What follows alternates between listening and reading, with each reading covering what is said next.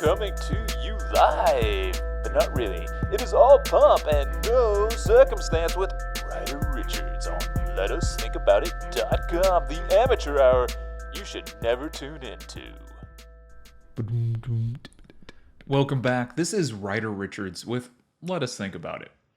So we're going to continue with this notion of embodied cognition and embodied perception, but really today we're going to be talking a lot more about Matthew Crawford's examples of how we now design feedback to neglect the things that our body naturally does so well.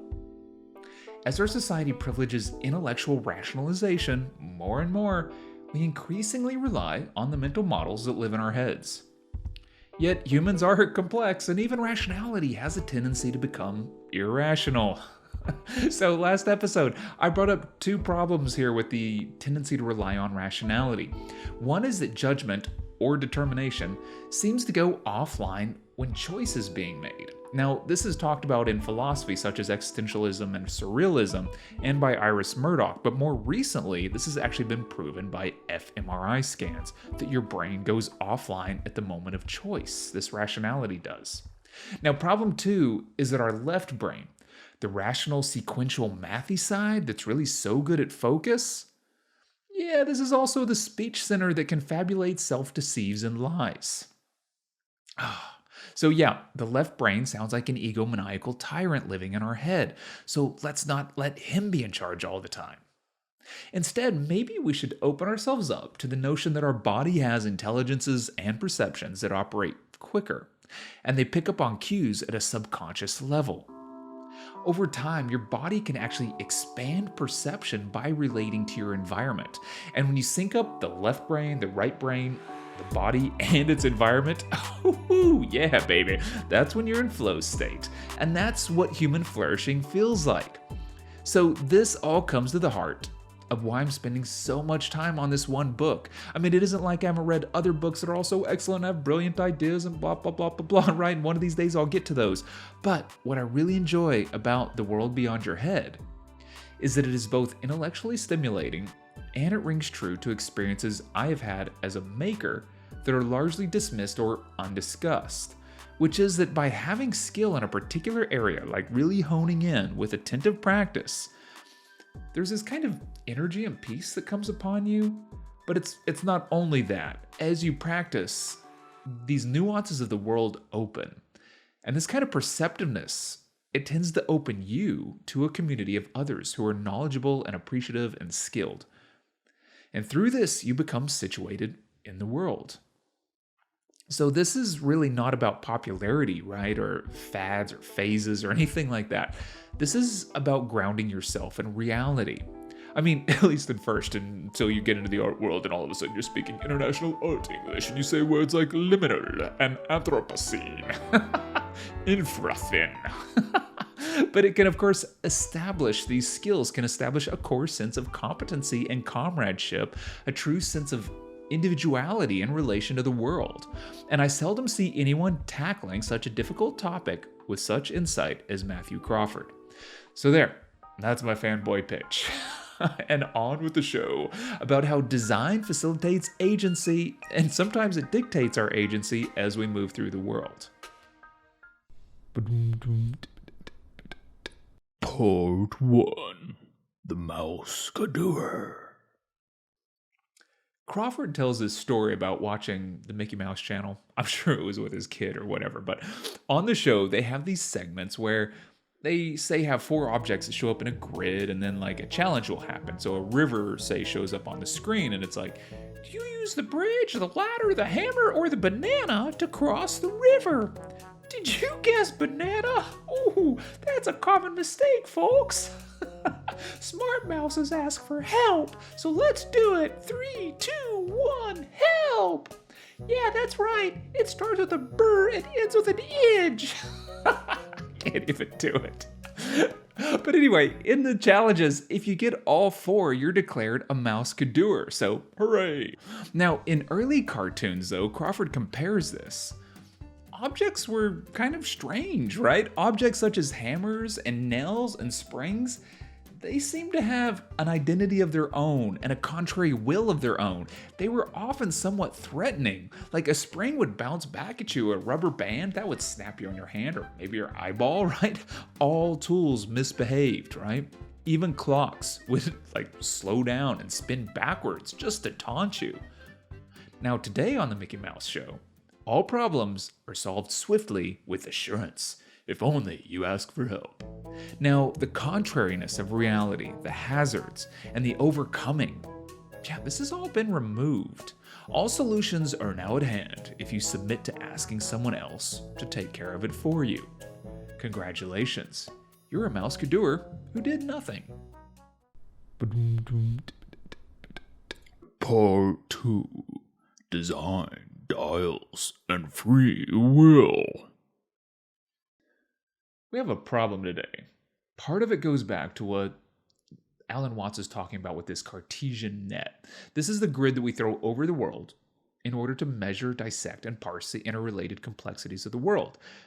We can also refer to this as the techno-rational mindset, where we reduce the world into smaller, isolated metrics to try to figure out what's going on, rather than gauging it holistically.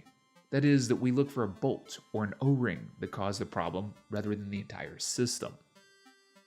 This is real, this is a good system, it works, but it also generates more left-brain-centric solutions.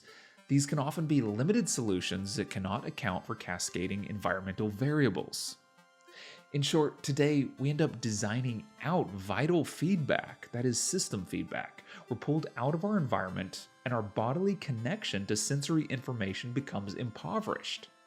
Adrian Cousins, who Crawford quotes, says we can know how fast we're moving through our sight, body, and perception.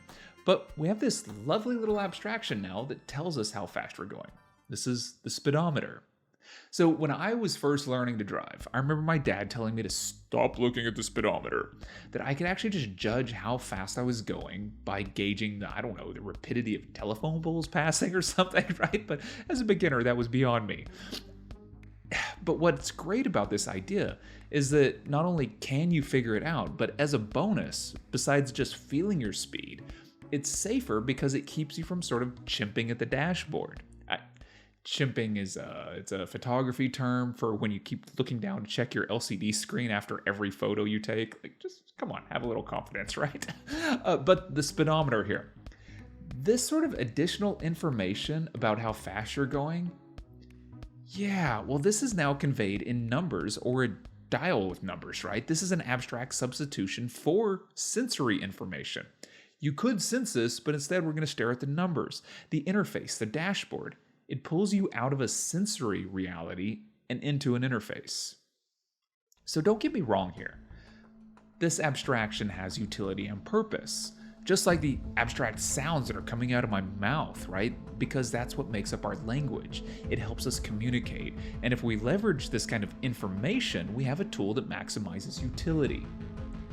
So what I mean by all this is that abstraction is necessarily a reductive model, but it also allows us to communicate in more fixed terms. Now, these agreed upon terms are a fulcrum that bypasses the messiness of subjectal experiential terms. Really, officer? 110 miles per hour? But it only felt like I was going 50 in that school zone. So, this abstraction, it has use, because of course your feelings can be subjective and slippery. But also, reliance on the measurements tend to slide into reliance on the dials. And the more complex a machine, the more we rely on gauges, which are, of course, reductive mediations for reality. By the way, this is similar to Goodhart's law, where we end up replacing the actual thing being measured with the metric that we measure it with. This is a mistake that humans make all the time. For instance, we now do things like with a car, we offer attention assist for drivers. We offer blind spot assist, and we auto parallel park, and we even have self-driving. So we now idiot-proof driving, and yet there seems to be more idiots on the road. Maybe I'm wrong about that. Maybe it's just me, right? But this is peculiar because it's as if handing off our situational awareness actually stems from, is caused by handing off the steps of mechanical understanding. It's like the less we understand the process between function and dial, which would be the process of reality to abstract notification, the more we are psychologically prepared to hand over perception itself, leaving us alone inside our wonderfully soundproofed car, inside our wonderfully isolated heads. Reality schmality. Crawford says, "Those who present choices to us appear as handmaidens to our own freedom." And this is, to paraphrase Cormac McCarthy in The Counselor, as though we think we can move through this world and yet not take part in it, not have it affect us. What a strange ethic. What a strange philosophy. Part 3. VR as morality. But after all, this is the ultimate dream, right? Yeah, this type of severance. To pass through the world untethered and untouched. To rule the body as a submissive subject, only allowing pleasure, muting pain. And thus, we gravitate towards a dream of virtual reality, where the difficulties of reality morph into abstracted difficulties of mind. Perhaps in VR, we could actually just have this new morality with unpluggable consequences. Yet, of course, VR is completely designed by others most of the time. Thus, our morality in VR is not autonomy. It's not agency or freedom. You're not really free from anything.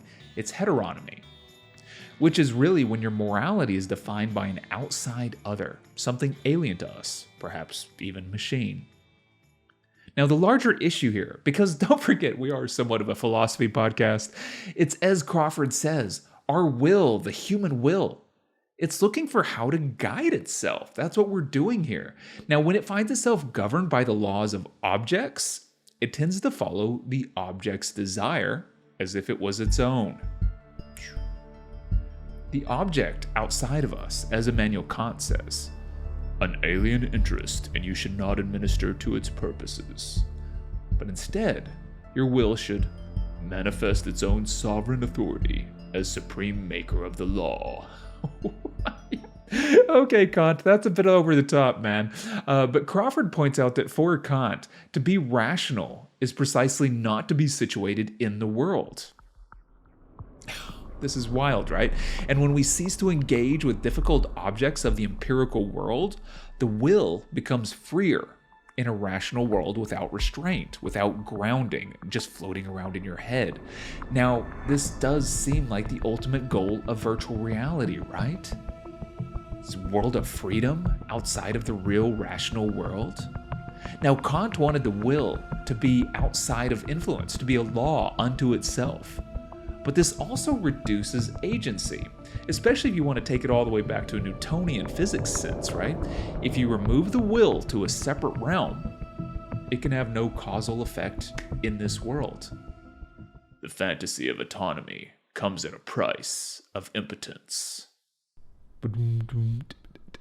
A breather. Okay, so let's take a breath for a second, because that was a lot, right? We went from speedometers to language and to morality and somehow alien control of our will through objects, which robs us of autonomy.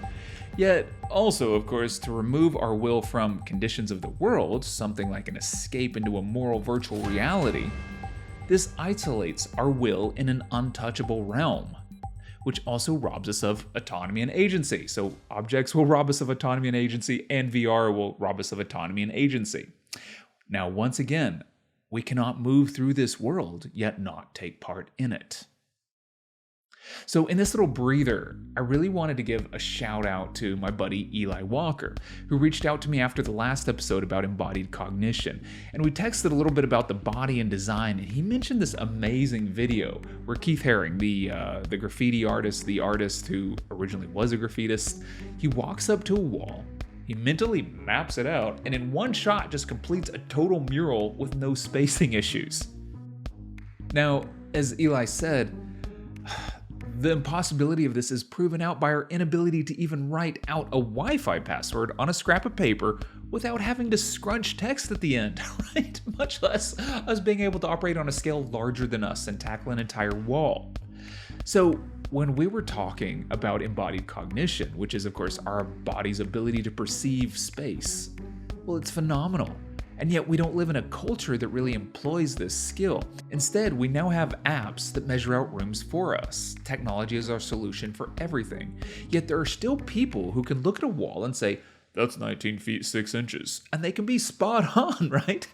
I know people who can pick up a screw and go, "That's a number 6, 1 inch, and 5/8. Yeah, whatever. They can bend conduit pipe without measuring. There's people who can quilt without patterns. They draw an entire city in one shot. They can plow a field in a straight line with no satellite guidance. We have, somehow, over time, through flattened screens, right, lost our basic orientation through kinetic physicality, which of course we discussed last time. Moving through space is how we perceive, relate, and cognate. And this leads us back to our podcast, where we now design reliance where we once developed skill. Part 4. Concept Prep. In the last episode, we discussed the human body as a perceptual mechanism. It was gathering information and reacting to it rapidly through a sort of set of subroutines that never really reach our conscious brain. And this is things like feeling the slip of your back tire, your shoe, feeling wood about to splinter. And even when we're doing things like walking, as the ground is rising, we don't really think about it, we just step higher. By moving, we find the affordances our environment offers. Unfortunately, some situations, Crawford says, actually have to be learned. You probably didn't know your body can map out a whole wall for a mural, right? You have to learn that. And you probably didn't even know that a banana peel was slippery when you step on it until you've seen like 37 slapstick cartoons where somebody slips and falls. And then you're like, that's funny. No, it's not, it's sad. But in the book, The Upper Half of the Motorcycle, Bernd Spiegel says, "One simply has to know about some situations before behavior can be adapted on the basis of this knowledge." So this is fascinating. Essentially, you have to have a concept in order to recognize and attune your body to the unique coalescence of factors that create a situation. For instance, if you're told what black ice looks like, that it looks like pavement, and the best solution is to do nothing, well, that's counterintuitive, right? Or maybe you're in the desert and somebody tells you that a mirage looks like an oasis. Well, then you're prepared. You can restrain yourself from punching Noel Gallagher when he shows up in the desert. But if no one tells you a banana peel is slippery, you're going to be unprepared.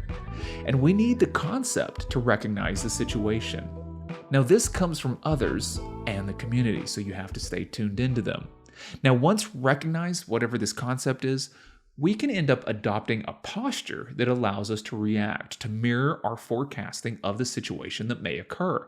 Our body actually prepares for the possible. Now, what this can do is reduce our reaction time in case that event happens. We don't want to have to involve the computation side of the brain. It's just too slow, it's too taxing. So, use the body. Now, instead, what we do is we perceive the situational affordance through embodied sense-making. And this, of course, requires attention. Attention, which is distracted and stolen by staring at a speedometer or staring at your phone. Now, I keep referring to driving because Crawford does his best recent, but I think it's a good vehicle for the ideas. It's a relatable mid-ground between the self's agency and larger systems. It embodies this kind of idea of individual will, yet it's also sort of social, it's physical, and it's made possible through really complex machinery that amplifies our actions. But concept prep, what this little section's about, and environmental awareness can also work for things like craftsmanship. Now, as a matter of design, to reach a skill level of mastery, we want to reduce the sort of cognitive leaping about, the projecting and forecasting of several hypotheses, that are interfering. These small mental ramblings, they're like mosquito bites, and each one of them steals your attention. So what we need to do is design an environment that sets us up for embodied flow. These relieve the mind of its anxieties so we can reach a Zen state, a flow state. As Crawford says, a state of alert watchfulness without meddling. Yet, this does not happen unless you are fully involved. Involve your ass, your mind will follow, says Crawford. He also says the converse is free your ass and your mind will wander. But here's the deal. This all takes work and risk and a bit of danger to keep you tuned in. John Muir, author of How to Keep Your Volkswagen Alive, says, "We must have skin in the game. If we drove cars strapped to the front like an Aztec sacrifice, we'd be much more cautious with our driving. Safety design actually alleviates awareness and caution, or circumspection. It reduces the need to attend and negotiate." When people do not have to consider, then being unaware, they behave recklessly to undermine the very design that's protecting them. Once again, the guy sleeping in the back of the Tesla while it's driving him home. Now you can amplify this for each iteration, and more safety equals more reckless non-consideration. This actually implies it may be impossible to idiot-proof. And even more concerning is that idiot-proofing, safety, leads humans to be unable to navigate the world without themselves becoming idiots. We all become mousekadoers. We're unable to tolerate any frustration, and we always keep asking for help so we can retreat back into the safety of our own minds. And when we keep saying idiots here, Crawford previously, he defines idiot through the term idiota, which means being detached from implications of how we move through society or the world. So to be an idiot is behaving as if you were in private when you're actually in public. To be an idiot is to assume your preferences take precedence.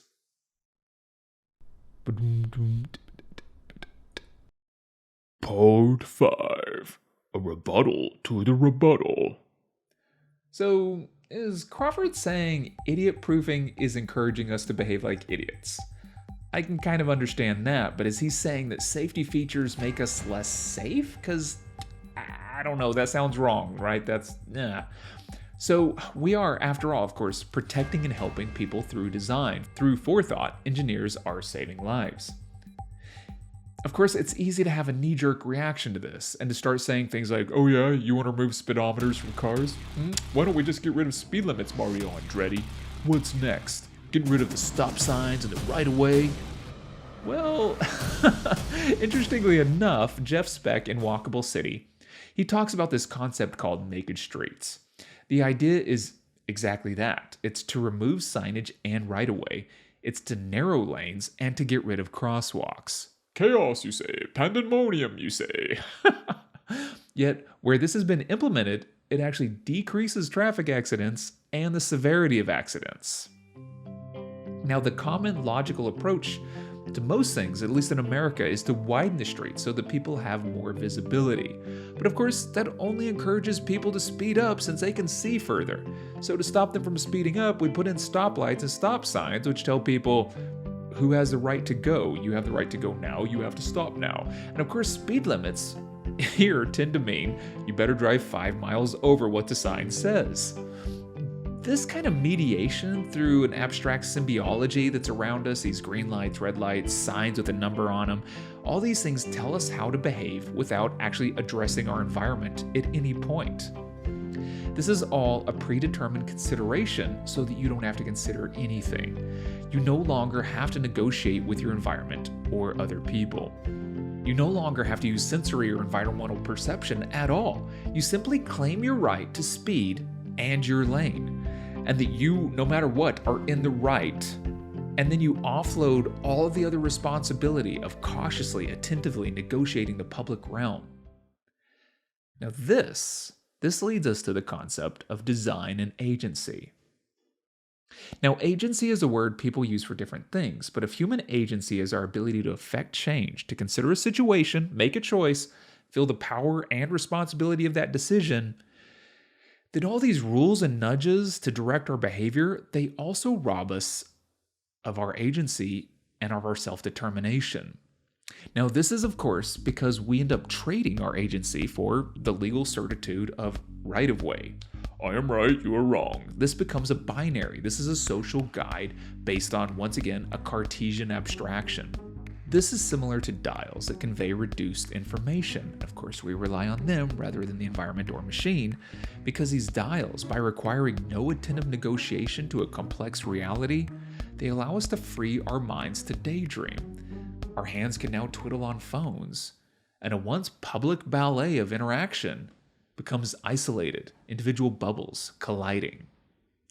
So far, we've mostly pointed out how mediating through design reduces primary sensory input to the human, actually detaching them from the environment and the world. Yet, there is a kind of design, like Naked Streets, that feels like anti-design, removing the over-designed mediations as a means of reconnection, as a means to return agency to the human. Literal human-centric design philosophy, where insight bolsters human flourishing, not just parading around ergonomic door handles as some sort of lever to freedom. Part 6. The world without maps. The world is its own best model. that seems self-evident, right? Anyway, we talked last episode about robot design and how brute force computation, it's really costly and slow, while physical design and haptic feedback is much more efficient and elegant as a solution. Got it. And of course, the best models of this come through evolution and the world itself. Yet here we are talking about how designs mediate reality into an abstraction. This is a dial that tells us how fast we're going, or maybe a sign that tells us how fast we should be going. These, of course, are symbols, and symbols are granted meaning by society, thus grounding them in a universal language, which has great utility. Well, this utility is seductive, and now we want to create symbols to ground all things. What is fascinating about this is skipping the symbol and returning to the embodied representation. Now, as Arthur Glenberg says, embodied representations do not need to be mapped onto the world to become meaningful, because they arise from the world. It would be awesome if he actually sounded like that. Okay, what this means is, if your body derives information directly from the world, we do not need to encode and decode it. It's uniquely instantaneous. We do not need a map of the world when the world is its own best model. So, indeed, the map is not the territory. And reducing the encoding-decoding process to experience the world directly, this also allows us to learn more rapidly. This is fascinating because multiple senses are actually bound together. They're coupled in the human body into the learning process. Now, this is known as cross-modal binding. Not only do we glean information through multiple senses, sight, sounds, feelings, and location, but we bind all those experiences to a shared commonality, which is time. So these experiences all occur simultaneously. That means they co-occur, and they are coordinated into a time-locked stream of information. So the upshot of this is that our brain binds from various senses a coherent sensory pattern of time signatures. This timestamp becomes the thing in itself. When all of our sensory data is mediated, well, it's all an abstraction. And when we turn that abstraction into a falsification, which is the next step, it plays out as something like the sound of a V8 engine that's rumbling. And this is now piped in through the speakers of your car because your car no longer sounds that way. We are now giving you falsely informative information. Yeah, that's right. We're going to great lengths to create the exact opposite of reality as a substitute for reality. And all of this is pretending to stand in for a truncated reality. So all of a sudden, we're back into talking about the simulacra again from steps 38 and 39. And this is, of course, a false reality that has forgotten its purpose, forgotten its ideal. So, you might ask me, or I'll ask myself, what is our means to counteract this? Now, on the most simple level, it is to actually do something physical. It's to move. Not only is locomotion indispensable to learning, but only self-motion can accomplish this, not VR or flat screens. And this begins to provide true options, not simply choices. Let's look at it this way. Most online environments, and even much of our built environment, have pre-existing choice architectures within them. These are paths already prepared for us. And over time, we end up conflating choosing with doing. We literally think we can only go right or left. Who we are as a person is defined by the 4 color choices of our car. What does red say about me as a person? Yeah, this is really impoverished and limited. And suddenly, we're back to being good mousekadoers. We're being great consumers. If choosing replaces doing for the mouse-clicking mousekadoer, it figures that such a disengaged self should be especially pliable to the choice architectures to get installed in public spaces. The young mousekadoer is taught to only take the choices in front of them. And yet, you do not find yourself merely by choosing. You actually find yourself by doing. And it's going to be frustrating, right? It's going to be painful to encounter the real world that has an objectness and a kind of a will of its own that's going to fight you. This is unlike the Mickey Mouse challenges. It's unlike the models in our heads. But engaging the real world is also real overcoming. And it's a step closer to genuine self-reliance and a truer form of autonomy and real agency. Alright, thank you all for sticking with me on this little journey. I'm so glad we didn't try to fit all this in with last week's episode. It gave me a little more space here to unpack some of these ideas and then stitch in new ones on my own, and it probably even made it more complicated. Anyway, next week we're going to be taking on the weighty topics of identity and violence. We're still going to be referencing Matthew Crawford, but also Amartya Sen in his book, Identity and Violence, and David Foster Wallace in his This Is Water speech. Now, if this episode caused you to pause and think just a little bit, perhaps even disagree here, or maybe you wholeheartedly agree with something, and it gave you some great concepts to help you move through the world, then the podcast has done its job. So, can you do me a little favor here? If you can, think of somebody who would enjoy something like this, maybe a friend of yours, and maybe you could share this episode with them, or maybe one of our previous episodes. That would be great. It would really help out a lot. And of course, if you want to go one step further, maybe a second click, right? Maybe you could hop onto the website at letusthinkaboutit.com. You could sign up to receive our monthly email, or you can just subscribe to help out, because there's a lot of time, energy, and costs that it really takes to keep this show rolling.